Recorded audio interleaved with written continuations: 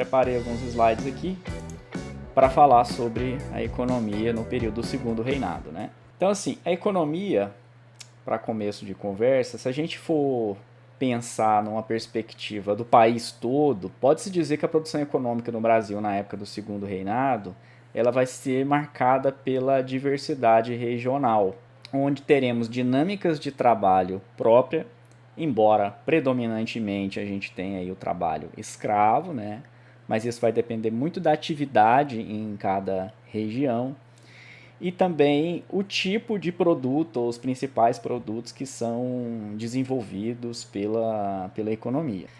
Eu vou me contradizer logo agora, porque se havia uma atividade de destaque daqui durante o período do Segundo Reinado, pensando do ponto de vista macroeconômico, pensando do ponto de vista das exportações, do valor de dinheiro que o Brasil gerava, né, vai ser justamente o café. Esse é o principal produto econômico aqui na época do Segundo Reinado. Ele vai se consolidar ali na passagem do período regencial para o Segundo Reinado. De onde que vem o café? Já existia aqui no Brasil. O café é uma bebida árabe, ou se a gente pode considerar muçulmana, porque ela vem da Etiópia, da região antiga Abissínia, coffee arábica, né, que tem então diretamente essa ligação. Por muito tempo foi uma bebida rejeitada, considerada até diabólica, né, ao redor do mundo, mas pouco a pouco, principalmente no século XVIII, ela passa a atender aí a uma dieta alimentar, digamos assim, da Europa principalmente. O café chega ao Brasil vindo mais especificamente da Guiana Francesa. E a primeira muda que se tem notícia vem desse local, ela vai ser introduzida no Pará, mas o cafeeiro vai ser uma planta que vai se adaptar muito bem ao clima amazônico. Você não pode colocar a temperaturas tão baixas e também não pode expô-lo a temperaturas tão altas. Então é uma planta sensível, bem mais sensível do que a cana-de-açúcar, por exemplo. Mas vamos para o que interessa, vamos falar sobre a expansão da economia cafeeira, da cafeicultura no Brasil, já que esse é o principal produto. Enfim, em relação à expansão da cafeicultura, a gente pode considerar que há autores, há historiadores que estabelecem 3 fases da cafeicultura. Há historiadores que estabelecem até 4 fases, sendo que a primeira seria essa fase de adaptação, onde foi plantado mudas aí no Pará e algumas regiões bem do litoral do Rio de Janeiro.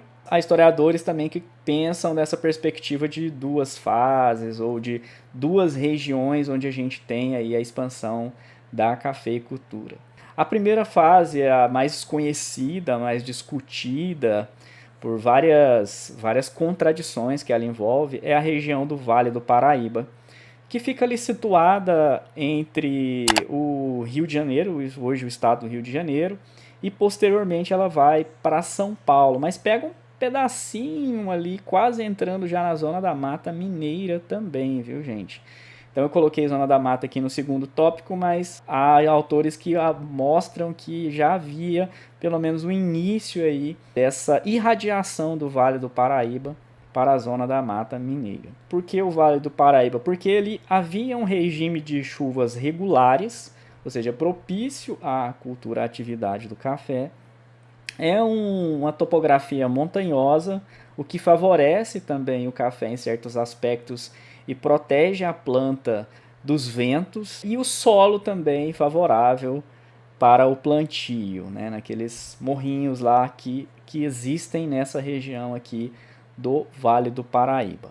Então até 1960 a gente considera que foi aí o auge da expansão do plantio, do cultivo do café no Vale do Paraíba.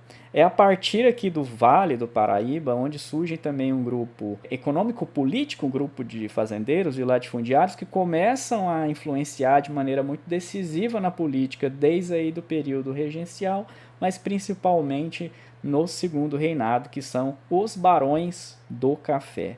E na época, né, se dizia que o Brasil era o vale. Por que essa expressão? Porque era realmente o lugar que, se fosse pensar do ponto de vista econômico, de produção, de produtividade e de exportação, era o lugar que fazia a base mesmo da economia aqui, pelo menos no início do segundo reinado. Então o Brasil é o vale, só que a gente também tem que entender que esse vale é um vale onde nós temos um trabalho que é escravo.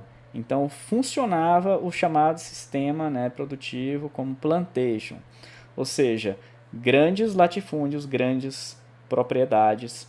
O tipo de cultura era monocultura, obviamente, produção em larga escala. Então, monocultura, apenas uma cultura, ou seja, só o café. Mão de obra escravizada, vai precisar de uma demanda muito alta de escravizados e vão vir mesmo muitos escravizados nessa época. E é um produto voltado, sobretudo, para o mercado externo, então para atender o comércio exterior. Aí, na segunda fase da expansão da cafeicultura, onde ela começa a ir para o oeste paulista, ela está diretamente envolvida com alguns problemas gerados no Vale do Paraíba. Bom, primeiro assim, que o café, diferentemente da cana-de-açúcar, que você planta ad infinito num determinado lugar, o café ele vai exaurindo o solo, principalmente da forma como eles plantavam, tá? Destruindo a mata total, assim, deixando o solo desprotegido. Começaram a rolar muitas erosões, e sem falar que as plantinhas de café ela têm um ciclo produtivo aí de mais ou menos 30 anos. Depois a árvore continua lá, viva e tal, mas ela não vai dar mais frutos, né? Não vai produzir mais. Então, por conta desses fatores e da necessidade de continuidade de expansão de novas áreas, né, de novas terras aí para continuar esse cultivo, vai haver um momento de decadência no Vale do Paraíba, onde o Oeste Paulista acaba sendo o lugar, sendo a região aí que lhe favorece para as atividades relacionadas à cafeicultura. Primeiro que eles vão chamar de Oeste Velho, o que seria a região ali até Campinas, Rio Claro e o entorno, e depois o que alguns vão chamar de Oeste Novo, que seria a região de Ribeirão Preto e o entorno também. Então, de 1960 até 1900, a gente tem uma larga expansão e onde vai se produzir em maior quantidade ainda do que no Vale do Paraíba, devido às condições favoráveis.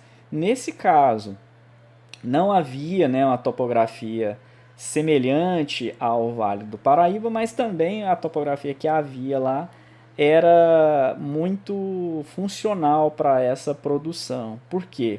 Em vez de ter longos terrenos acidentados, você tinha uma cadeia de montanhas que finalizava e se abria num planalto. E ali, então, nesse caso, você podia fazer uma produção que durava mais tempo. Tanto que o ciclo de produção, eles falam em relação do Paraíba com o Vale do Paraíba com o Oeste Paulista, seria de 4 anos a mais no Oeste Paulista. As pessoas que estavam envolvidas, né, os latifundiários aqui do Oeste Paulista, tinha algumas ideias um pouco mais progressistas ou menos conservadoras do que os barões do café. Isso não quer dizer tanta coisa assim. Eles pensavam, por exemplo, em substituição da mão de obra, né, de escravizados. Já pensavam aí na tentativa de organizar políticas imigratórias, já havia essa perspectiva, coisa que a galera do Vale do Paraíba, né, os barões do café, nunca aceitavam, estavam apegados às técnicas antigas de produção e também a dinâmica de trabalho escravizado, como havia ali no Vale do Paraíba. No Oeste Paulista, em vez dos barões do café, nós vamos ter os coronéis do Partido Republicano Paulista. Então podem perceber que vai aparecer também uma dinâmica de republicanismo em torno aqui desses fazendeiros aqui, dono dos cafezais, né, que vão tentar depois e vão conseguir derrubar a monarquia. Uma outra perspectiva também, um outro aspecto se destaca aqui do Oeste Paulista é a respeito do solo, né? Que o solo seria ainda mais favorável do que o do Vale Paraíba, que é a chamada terra roxa. Então, por ter, depois da cadeia de morros, você se abria para um planalto, vai se chamar aí essas plantações de mar de café. Também a gente pode considerar que para outros lugares o café vai, só que não vai ter a mesma importância do ponto de vista da alta produção, pensando aí no que o Brasil exportava, em relação ao Oeste Paulista. É o caso da Zona da Mata, seja em Minas Gerais, seja ali na região do Espírito Santo, né? E depois chega também ao sul de Minas, não só a Zona da Mata, mas uma parte ali do sul de Minas, onde também vai chegar aí esse café. O escoamento da produção, para onde essa produção era escoada? Inicialmente ela vai ser escoada para o Porto do Rio de Janeiro, era mais próximo ali do Vale do Paraíba, era escoada no lombo de mulas, né, de tropas de mulas, então dá para imaginar a dificuldade que tinha para esse produto chegar até o porto ali do Rio de Janeiro. E posteriormente o Oeste Paulista ali a gente tem a importância do Porto de Santos, onde esse café será escoado. Não só através do lombo de mulas, de jegues, enfim, de muares, mas também a construção de ferrovias, muitas delas financiadas com dinheiro do café, vão poder construir aí ferrovias para ligar o Porto de Santos a várias dessas regiões aqui do interior paulista, né? Porque assim, atravessar essa Serra do Mar, aquela serra lá de Taubaté, de Ubatuba, de mula não devia ser uma coisa muito fácil, muito simples, né? Muito complicada. Com relação à mão de obra, a gente vai ter uma mudança pouco a pouco da mão de obra. Ela vai deixando de ser escravizada e vai passar a ser uma mão de obra livre, assalariada ou de outras formas de dinâmicas de trabalho que não exatamente o salário, mas uma mão de obra que seja livre. E aí a gente pensa na dinâmica da imigração, então dos imigrantes europeus que vieram para o Brasil, começou a haver um incentivo dessa imigração a partir da dinâmica produtiva aqui do café. Os motivos. Primeiro motivo seria a proibição do tráfico de escravizados. Já havia uma lei de 1831, que tem até vídeo no canal sobre ela, que proibia o tráfico de escravizados, mas era uma lei para inglês ver, né? É uma lei que não funcionava na prática, né? Ou seja, ilegalmente as atividades continuavam acontecendo e o governo fazia vista grossa para elas acontecerem. Só que pouco a pouco a gente tem um movimento abolicionista, as críticas aparecendo e uma pressão da Inglaterra para acabar com a escravidão, acabar com o tráfico de escravizados com a lei de Bill Aberdeen em 1845, que depois o Brasil vai ter que criar uma lei própria, né, uma lei imperial de 1850, Eusébio de Queiroz, que proibia o tráfico de escravizados. Então, a partir daí, o escravizado se tornava cada vez mais caro. E foi um dos problemas também que o Vale do Paraíba enfrentou, né? Escassez de mão de obra, além de ter esses problemas aí relacionados ao tipo de atividade lá, de erosão do solo, enfim, que vai acontecer. Então o escravizado se tornava extremamente caro, difícil e, obviamente, alguns até conseguiam, mas a duras penas. Esse escravizado ele vinha agora de outros lugares do país, de outras províncias, principalmente do norte. Além disso, havia também um projeto político de embranquecimento da população, porque na época o imaginário não só político, mas científico também, acreditava que o atraso de uma nação, de um país, se dava por conta do componente da sua população. Ou seja, se a população tinha muito indígena, se tinha muitos negros, se tinha mestiços, então dentro dessa perspectiva extremamente racista, se dizia que o Brasil ia sempre ser um país atrasado. E aí, então, as autoridades, as lideranças vão pensar em projetos de embranquecer a população. Eles acreditavam que se fizessem casamento entre pessoas de etnias, de cores distintas, né, o branco e o negro, futuramente o filho ia sempre nascendo mais branco, porque eles pensavam que o fenótipo dominante, que o gene dominante seria do branco, estavam redondamente enganados, não tiveram aula de genética moderna, enfim, mas acreditavam nisso. O principal local é o Oeste Paulista, para onde esses imigrantes vão. Nós temos um caso bem interessante, na fazenda de um senador Vergueiros, que era um cafeicultor, que tinha muitas fazendas. Uma das fazendas do Vergueiros era chamada Fazenda Ibicaba, que ficava no município de Limeira, São Paulo.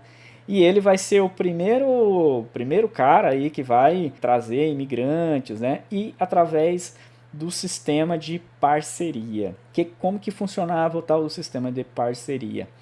O dono da fazenda, o fazendeiro, ele custeava a vinda desses imigrantes que saíam da Europa lascados, né, fugidos, alguns fugindo de guerra, alguns fugindo de dinâmicas de pobreza, de miséria, que a Europa não é essa coisa linda toda, né, no século XIX. Enfim, chegavam aqui, então a viagem do cara era paga pelo fazendeiro, e tudo que o cara consumia antes dele conseguir produzir pela primeira vez, ou seja, colher pela primeira vez, alimentação, moradia, tudo isso era custeado pelo fazendeiro. E o fazendeiro ia anotando aquilo lá. Quando tivesse a primeira safra, a primeira colheita, aí o que acontecia? Eles dividiam a produção. Na verdade, o fazendeiro ficava com 2/3 da produção e o produtor, né, a família que viesse, ficava com 1/3 da produção, geralmente. Qual que é o grande problema? O quanto que esse cara arrumava de dívida até ter a primeira produção, porque assim, o café não era rápido, demorava 4 anos, né, do pé de café plantado para ele dar a primeira colheita lá. Esse cara ficava extremamente endividado, então ele acabava criando um tipo muito parecido com a escravidão. E a gente lê nos relatos desses imigrantes que, de fato, eles eram tratados, muitas vezes, como escravizados.